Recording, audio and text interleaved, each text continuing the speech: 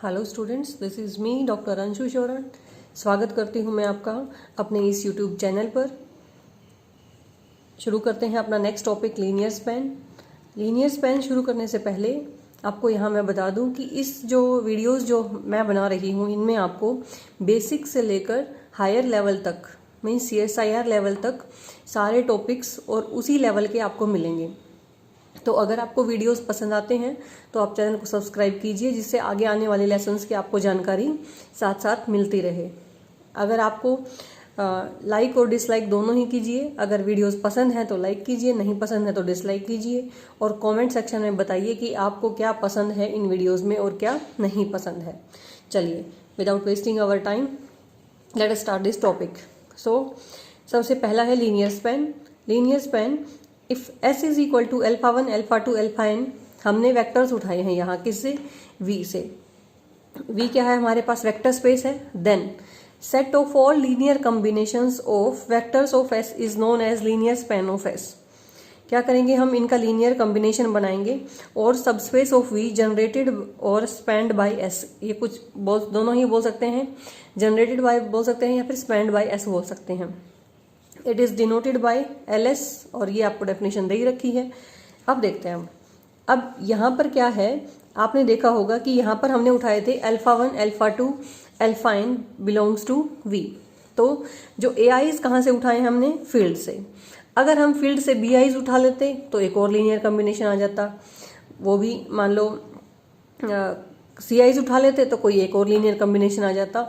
तो जितने भी लीनियर कॉम्बिनेशन हैं, set of all linear combinations, वो सारे किस में जाएंगे, आपके LS में जाएंगे। ठीक है, अब हम प्रूव करते हैं कि जो ये LS है ये हमारा सब स्पेस होता है। ठीक है, LS को सब स्पेस प्रूव करें। LS को सब स्पेस कैसे प्रूव कर सकते हैं कि आपको दो एलिमेंट उठाने हैं, कहाँ से, LS से। तो सबसे पहले यहाँ से शुरू करेंगे हम, लेट। अब हम उठाएंगे दो element, alpha and beta belongs to LS, span of S। अगर हमने अल्फा उठाया तो अल्फा कैसे लिखा जाएगा, summation of I is equal to 1 to n AIs alpha i's. ये जो लिखा था इसको हमने इस तरह से लिखा। एक एलिमेंट और ले लेते हैं यहाँ से, सपोज बीटा। बीटा हमने उठा लिया, summation I is equal to 1 to n alpha i's तो वही रहेंगे, लेकिन हम फील्ड के एलिमेंट को चेंज कर देंगे यहाँ। तो ये हो जाएगा हमारे पास BIs और अल्फा आई। यहाँ पर आप लिख लेंगे जितने भी ये AIs हैं और BIs हैं ये हमारे कहाँ से आए हैं, फील्ड से आए हैं। ठीक है, अब आपको सबस्पेस प्रूव करना है। सबस्पेस के लिए आपको पता है कि A alpha, A into alpha plus beta अगर वापिस से LS में जाता है तो LS हमारा सबस्पेस बन जाएगा। ठीक है, A कहाँ से आया है, A फील्ड से आया है। तो अब इसको करके देखते हैं, ये कितना हो जाएगा, summation of I is equal to 1 to n A into AI plus BI, और साथ में कितना आ जाएगा इधर, ये हमारा अल्फा I। ठीक है, अब ये देखो, ये वाला एलिमेंट किसका है, ये भी फील्ड का, ये भी फील्ड का और ये भी फील्ड का। इसका मतलब ये टोटल एलिमेंट भी फील्ड का। फील्ड का एलिमेंट इंटू अल्फा I किस में जाएगा, LS में जाता है। LS में कौन से एलिमेंट होते हैं, जिसके पास देखो फील्ड का element into alpha I, field का एलिमेंट अल्फा 2, मीन्स फील्ड का एलिमेंट इंटू अल्फा I सारे कहाँ जा रहे हैं, LS में जा रहे हैं। तो इसका मतलब ये जो एलिमेंट है ये भी किस में जाएगा हमारा, ये एलिमेंट हमारा यहाँ से बिलोंग कर जाएगा, LS को बिलोंग कर जाएगा। और अगर ये एलिमेंट LS को बिलोंग कर गया, इसका मतलब ये जो LS है ये हमारा क्या बन गया, सब स्पेस बन गया। ठीक है, और सब स्पेस किसका बना ये LS, VF का, सब स्पेस ऑफ VF का। ठीक है, इतना हो गया। अब उसके बाद नेक्स्ट है आपके पास, नेक्स्ट एक रिजल्ट ही लेके चलेंगे आपको। नेक्स्ट रिजल्ट है हमारा, LS is the smallest subspace. LS is the smallest subspace.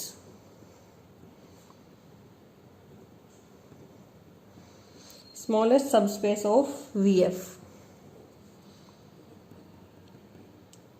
containing its subset S।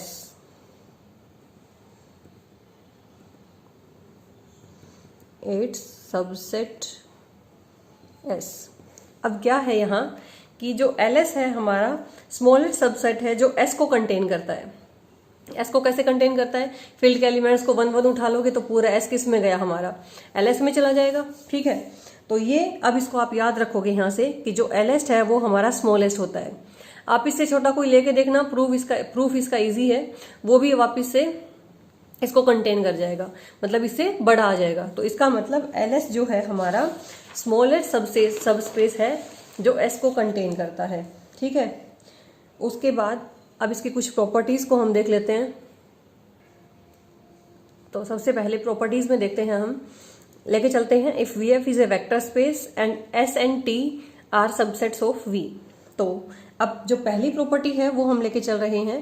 पहली प्रॉपर्टी हम प्रूव करेंगे, if S is a subset of T then L of S is also a subset of L of T. Linear span of S is subset of linear span of T.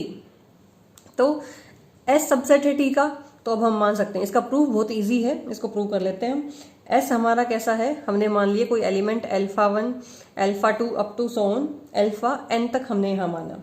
ठीक है, उसके बाद next हम मान लेते हैं T में ये जो सारे एलिमेंट्स हैं ये तो हैं α n तक, और इसमें कुछ एलिमेंट्स और एक्स्ट्रा ऐड कर लेते हैं, β1 β2 अप टू सोन βm तक और ऐड कर लेते हैं।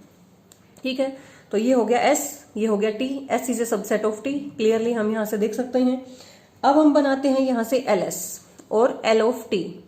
तो अगर आप L ऑफ S बनाओगे तो लीनियर स्पैन ऑफ S कैसे बनेगा इसका? यहाँ से एलिमेंट्स उठाओगे, L ऑफ S कैसे बनेगा? यहाँ से A1 α1 प्लस A2, ये इसको बिलोंग करेगा ये वाला element, A1 α1 A2 α2 up to सोन, ये हो गया AN αn, ये LS को बिलोंग कर गया। अब L ऑफ T का एलिमेंट देखते हैं। L ऑफ T का किस तरह से बनेगा? यहाँ से A1 α1 plus A2 α2 plus up to so on AN αn plus, अब ये β1 β2 ये भी आ जाएंगे यहाँ से, तो ये आ जाएगा AN प्लस 1, यहाँ से ले लो β1, लेकिन यहाँ हम 0 लेना चाहेंगे। ठीक है, फील्ड का एलिमेंट लेना है, आप यहाँ से 0 उठाओ। एक बार ये लिख देती हूँ, β1 β2 वाले सारे आ जाएंगे। अब अगर हम फील्ड का एलिमेंट इसको 0 उठाएं तो ये खत्म।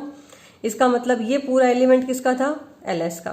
तो इसका मतलब जो अगर ये एलिमेंट इसमें है तो इसका मतलब जो हमारा LS है वो भी किसका सबसेट प्रूव हो गया यहाँ से? L ऑफ T का। ठीक है, तो ये इजी है यहाँ से आपके लिए देखना। तो अब आप इसको याद रखेंगे कि अगर S सबसेट T का है तो L of S is also a subset of L of T। तो ये आपकी फर्स्ट प्रॉपर्टी थी। सेकेंड प्रॉपर्टी हमारे पास है L of S union T।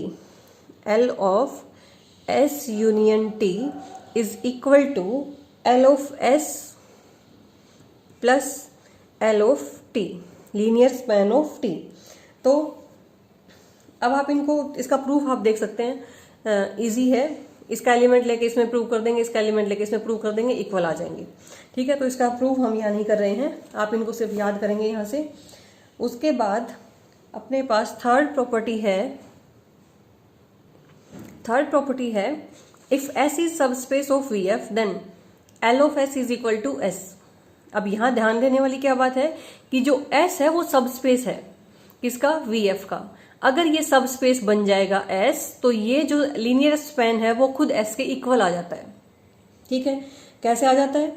अब आपको पहले से पता है कि जो LS है, LS ये क्या था बताया था मैंने आपको? स्मॉलेस्ट सबसेट है containing S। LS is smallest subspace containing S।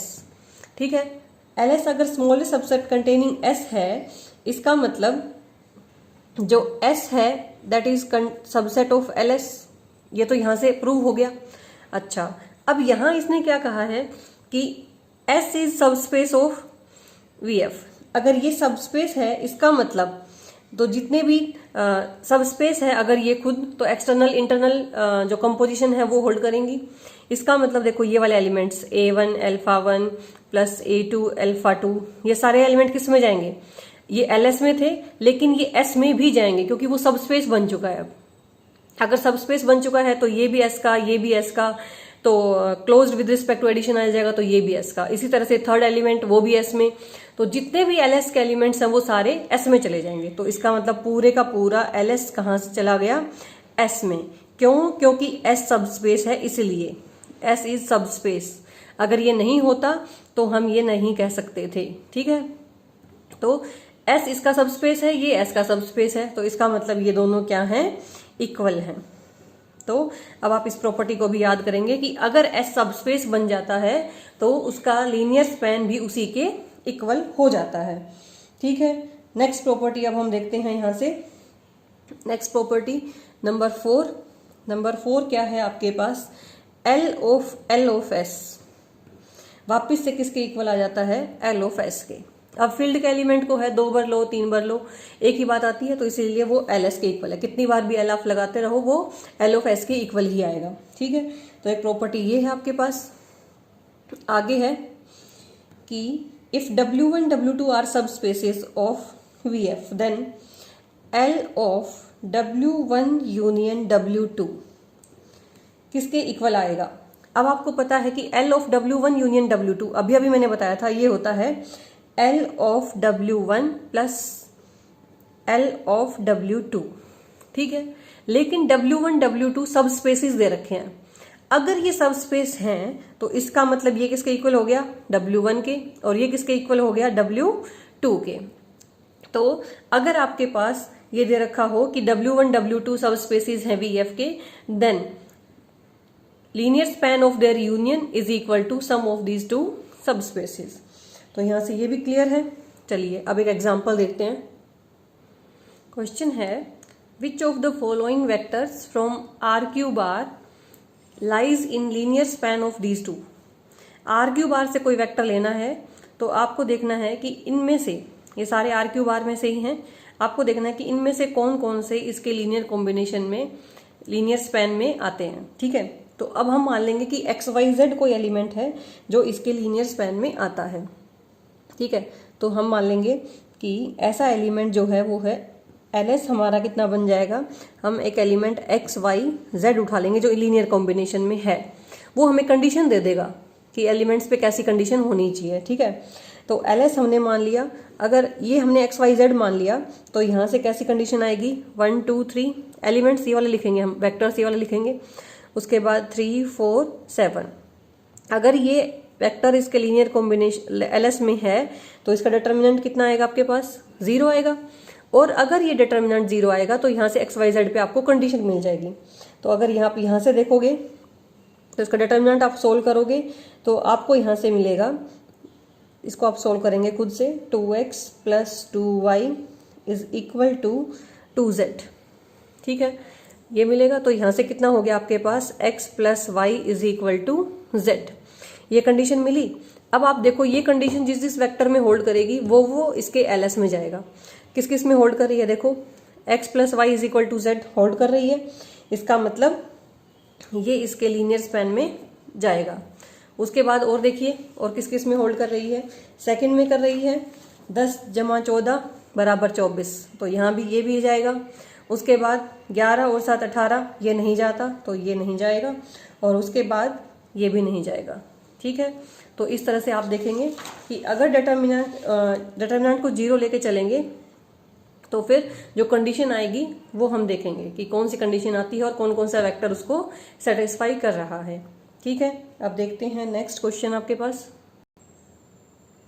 Question है which of the following vectors from P3x मतलब polynomial of degree 3 variable x lies in the linear in variable x lies in the linear span of these 3 vectors. तो अब आपको देखना है कि इनमें से कौन इसके लीनियर कॉम्बिनेशन में लिखा जाएगा। सीधा सा है कि अगर इनमें से कोई वेक्टर इनके लीनियर कॉम्बिनेशन में लिखा जाता है, मीन्स अगर इसका मतलब वो लीनियर डिपेंडेंट है, और डिपेंडेंट है तो अगर उसकी मैट्रिक्स हम बनाएंगे तो डिटर्मिनेंट 0 आता है। वही कॉन्सेप्ट हमने पिछले में यूज किया था।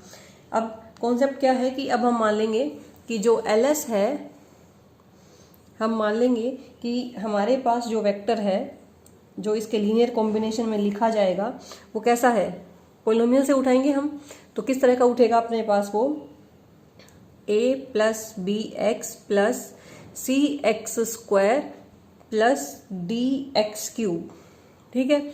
सच दैट, अब कैसा, अब पहले इन वेक्टर्स को मैट्रिक्स फॉर्म में लिखवाओ, मैट्रिक्स फॉर्म में लिखवाओगे सच दैट, अब यहाँ पर इसको लिखो, इसका डिटर्मिनेंट जो है 0 आना चाहिए। तो यहाँ पर constant term x square x cube, यहाँ पर कांस्टेंट एक्स स्क्वायर और एक्स क्यूब के कोफिशिएंट्स हम लिखते हुए चलते हैं। तो पहले में कितना है 1, एक्स का कितना है आपके पास 0, और एक्स स्क्वायर का कितना है आपके पास फिर से 1, और एक्स क्यूब का कितना है 0, ठीक है। नेक्स्ट आपके पास आएगा 2, 3 और ये दोनों 0। यहाँ पर कांस्टेंट टर्म का कोफिशिएंट 7 है, एक्स क्यूब का 1 है, बाकी दोनों 0। और जो हमने उठाया है जो इनके लीनियर कॉम्बिनेशन में लिखा जाएगा वो सारे कैसे थे, ए बी सी और डी। हमने ये उस तरह से उठाए हैं कि इसका डिटर्मिनेंट फिर कितना आना चाहिए आपके पास 0। अगर डिटर्मिनेंट 0 है तो यहाँ से आपको कंडीशन मिल जाएगी जैसे पिछले क्वेश्चन में निकली थी। तो आप इसके डिटर्मिनेंट पे ऑपरेशंस भी लगा सकते हो, अदरवाइज आप सीधा इसको निकालेंगे। तो जो आपको कंडीशन मिलेगी वो मैं सीधा यहाँ से लिख देती हूँ। यहाँ से आपको मिलेगा 3a minus 2b minus 3c minus 21d is equal to 0। ये आपको मिल गया। अब आप यहाँ देखोगे कि इनमें से कौन सी इस कंडीशन को सेटिस्फाई कर रही है, कौन सा है। यहाँ से देखो फर्स्ट वाला है। यहाँ पर अगर आप इन एलिमेंट्स को यहाँ पर रखोगे, a की जगह 3 है आपके पास, b की जगह -2 है, और c की जगह -3 है, और d की जगह इतना है। तो जो भी इनमें से जो भी सेटिस्फाई कर जाए वही आपका, मतलब जो ये एलिमेंट हैं इनके साथ आप देखोगे जो भी इसके साथ 0 देगा वही आपका आंसर बन जाएगा। तो आप इनको खुद चेक करके देखेंगे। यहाँ से आपको बता देती हूँ फर्स्ट और सेकंड जो हैं सेटिस्फाई करेंगे, बाकी 2 सेटिस्फाई नहीं करेंगे, ठीक है। तो अब उसके बाद देखते हैं नेक्स्ट क्वेश्चन। नेक्स्ट क्वेश्चन है which of the following vectors from C over C, field भी C है, lies in linear span of 1 plus iota. तो इनमें से कौन कौन इसके लीनियर कॉम्बिनेशन में लिखा जाएगा। तो अब आपको एलिमेंट कहाँ से उठाना है लीनियर कॉम्बिनेशन को लिखने के लिए, फील्ड क्या है अपने पास C, तो C का कोई एलिमेंट उठाएंगे। तो लीनियर स्पैन में कैसे लिखा जाएगा, K into this 1 plus iota, और जहाँ हमारा K कहाँ से आएगा आपकी फील्ड से, ठीक है। तो इसका मतलब यहाँ ये 1 प्लस आयोटा है, इस K की जगह कितना लिखोगे आप, x प्लस आयोटा वाई लिख सकते हो क्योंकि फील्ड कैसी है, कॉम्प्लेक्स नंबर। सो x प्लस आयोटा वाई, और ये हो जाएगा 1 प्लस आयोटा। तो अब आप x की ऐसी वैल्यूज रख सकते हो, इनमें से कोई भी आप ला सकते हो, ठीक है। तो इसका मतलब ये चारों के चारों आप ला सकते हो, तो ये चारों ही इसके लीनियर कॉम्बिनेशन में लिखे जा सकते हैं। अब यहाँ ध्यान देने वाली बात क्या है कि अगर हम इस क्वेश्चन को चेंज कर दें, which of the following vectors from C over R, अब C ओवर R के लिए हम करेंगे इसको कि फील्ड अगर आपकी रियल नंबर्स होती तो इनमें से कौन सा ऑप्शन करेक्ट होता, रियल्स होती। इसका मतलब जो LS हम लिखते, जो आप यहाँ पर सपोज ये K ही वापस लिख देती हूँ मैं, K into 1 plus iota, where K belongs to real number है। इसका मतलब K कोई भी एक नंबर रहेगा।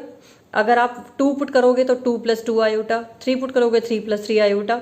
तो इसका मतलब देखो ये तो कभी भी नहीं आएगा, सिर्फ ऑप्शन क्या रहेगा आपका, ये वाला करेक्ट बनेगा, ना ये आ सकता है और ना ये आ सकता है।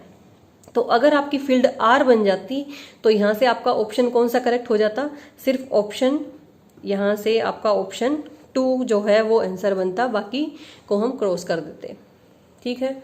अब देखते हैं नेक्स्ट क्वेश्चन। नेक्स्ट क्वेश्चन है which of the following lies in the linear span of 1√2 from vector space R over R। अब आपको इसके लीनियर स्पैन में लिखना है। इसके लीनियर स्पैन में लिखने के लिए अब हम क्या करेंगे, L ऑफ S अपने पास किस तरह से बन जाएगा, 1/√2 है, सो 1 into A plus B into √2। A और B कहाँ से आए हैं अपने पास, फील्ड से आए हैं, हमने उठा लिया R से। हो गया लीनियर स्पैन। अच्छा, अब हमें देखो ए और बी रियल से आए हैं। अब कौन कौन सा ऑप्शन आ सकता है आपके पास, कौन कौन सा ऑप्शन आ सकता है? ए और बी की वैल्यूज, क्या कोई ए और बी की ऐसी वैल्यूज हैं जिसको यहां रखने के बाद √5 आ जाए? आर कहां से आएगा? रियल से ना, सॉरी, ए और बी कहां से आएंगे? रियल से। तो अगर हम ए की जगह √5 रख देते हैं और बी की जगह 0, तो कितना आएगा? √5। इसका मतलब पहला ऑप्शन आ सकता है। 2√2 है, बी की जगह 2 रख देंगे, ए की जगह 0, 2√2 भी आ जाएगा। 7, ए की जगह 7, बी की जगह 0, ये भी आ जाएगा। उसी तरह से √3 भी आ जाएगा, इसकी जगह √3 और यहाँ 0, ये भी आ सकता है। और इसी तरह से इसकी जगह 7 और यहाँ 11, तो ये भी आ जाएगा। ठीक है, तो यहाँ से इसको ढूंढ लेंगे। लेकिन अगर हम यहाँ से फील्ड को चेंज कर दें, फील्ड अगर हम चेंज कर दें, ये R/R था, अगर हम R/Q की बात करें तो आपका इनमें से कौन सा ऑप्शन करेक्ट होगा? अगर R/Q की बात करोगे तो देखो यहां से कौन से आएंगे? सिर्फ रैशनल्स आप ले सकते हो, रैशनल ले सकते हो। देखो यहाँ पर आपने ए को √5 लिया था, ये आप नहीं ले सकते, इसका मतलब √5 कभी भी नहीं आएगा। तो जो फर्स्ट ऑप्शन है वो आपका इनकरेक्ट हो जाएगा। सेकंड ऑप्शन की बात करें तो सेकंड ऑप्शन आ सकता है रैशनल लेने के बाद। यहां से देखिए, बी की जगह 2 रख देंगे, इसकी जगह 0 रख देंगे, 0 रैशनल्स में होता है, तो इसका मतलब जो सेकंड ऑप्शन है वो हो सकता है। उसके बाद हम बात करते हैं थर्ड ऑप्शन की। थर्ड ऑप्शन तो 7 है, यहाँ पर इसकी जगह 7 और 0 रखेंगे तो ये भी हो जाएगा, रैशनल्स में से ही आता है, तो थर्ड ऑप्शन भी आपका हो सकता है। अब बात आती है फोर्थ की। फोर्थ के लिए हमें यहाँ √3 की जरूरत पड़ती है। ठीक है, या फिर ऐसा कोई भी नंबर जिसको मल्टीप्लाई करने से √3 आ जाए, लेकिन ऐसा कोई पॉसिबल नहीं है, इसीलिए जो थर्ड है, सॉरी, जो फोर्थ ऑप्शन है वो भी आपका नहीं हो सकता है। सिमिलरली फिफ्थ आपका हो सकता है, क्योंकि यहाँ पर 7 और यहाँ 11 पुट कर देंगे, 7 और 11 दोनों ही रैशनल्स हैं, तो इसलिए फिफ्थ भी हो सकता है। तो आपके यहाँ पर इम्पोर्टेंट क्या है? हमारी फील्ड है। तो आप फील्ड को बहुत ध्यान से देखेंगे, क्योंकि एक फील्ड को चेंज करने से ही ऑप्शन सारे चेंज हो जाते हैं। तो इस लेसन के लिए इतना ही है। नेक्स्ट लेसन में हम करेंगे linear independence and linear dependence, लेकिन उससे पहले आपको ये करना जरूरी था, इसलिए इस टॉपिक को यहाँ करवाया गया है। तो आप सब लेसन्स को ध्यान से देखिए और उसके बाद नेक्स्ट लेसन पे आइए। लेसन्स चैनल को आप सब्सक्राइब जरूर कीजिए, जिससे आगे आने वाले लेसन्स की आपको जानकारी सबसे पहले दी जा सके। ठीक है learners, all the best, thank you.